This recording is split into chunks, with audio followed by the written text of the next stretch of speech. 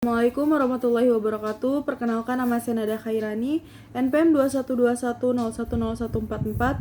Di sini saya akan memaparkan materi dari mata kuliah Filsafat Hukum Islam dari kelompok 9, yakni Hukum Islam dan Perubahan Sosial.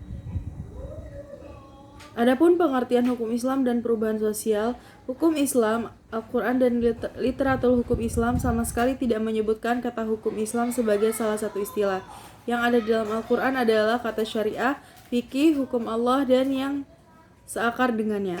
Istilah hukum Islam merupakan terjemahan dari Islamic law dan literatur barat. Istilah ini kemudian menjadi populer. Untuk lebih memberikan kejelasan tentang makna hukum Islam, maka perlu diketahui lebih dulu arti masing-masing kata. Secara terminologi, Profesor Dr. Hasbi Asidki memberikan definisi hukum Islam, yakni koleksi daya upaya pola ahli hukum untuk menetapkan syariat atas kebutuhan masyarakat. Adapun karakteristik hukum Islam memiliki karakteristik yang membedakannya dari undang-undang buatan manusia. Hasbi Asidki dalam Falsafah Hukum Islam menjelaskan tentang karakteristik hukum Islam. Dari uraian Hasbi tersebut dapat digarisbawahi bahwa hukum Islam itu memiliki ciri kemanusiaan, akhlak dan alami. Dapat dipahami bahwa hukum Islam memiliki karakteristik sebagai berikut.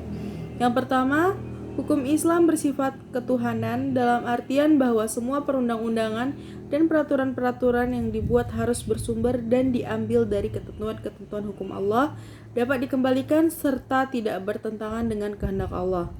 Oleh karena itu, semua perundang-undangan Islam harus berfokus atau berasal dari Allah Subhanahu wa taala. Yang kedua, hukum Islam bersifat universal.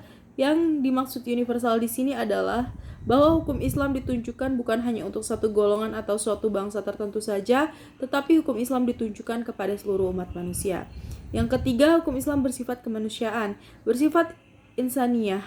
Insaniyah di sini maksudnya adalah bahwa seluruh perundang-undangan Islam dan cabang-cabang hukum yang ditetapkan sangat memperhatikan hal ihwal manusia, memperhatikan segala urusan, melindungi segala sesuatu yang bertalian dengan manusia.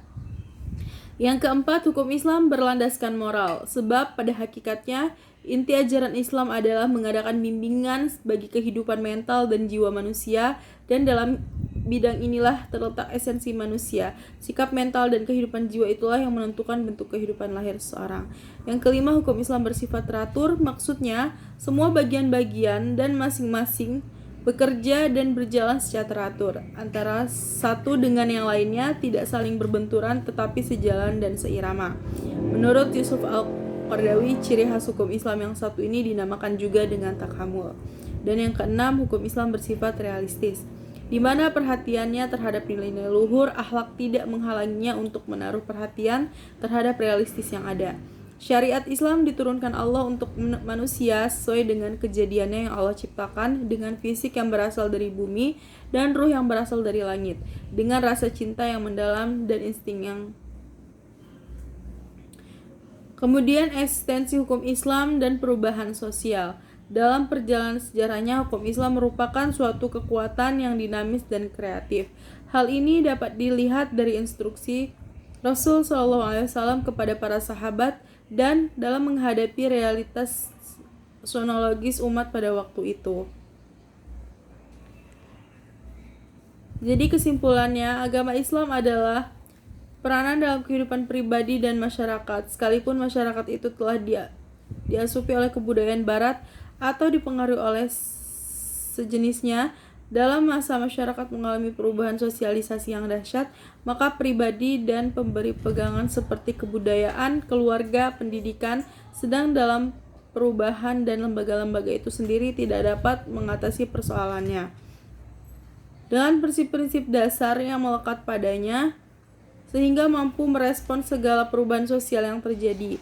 Hukum Islam dengan segala keunggulannya merupakan aturan Tuhan yang bertujuan memberikan kebaikan dan kemudahan kepada umat manusia.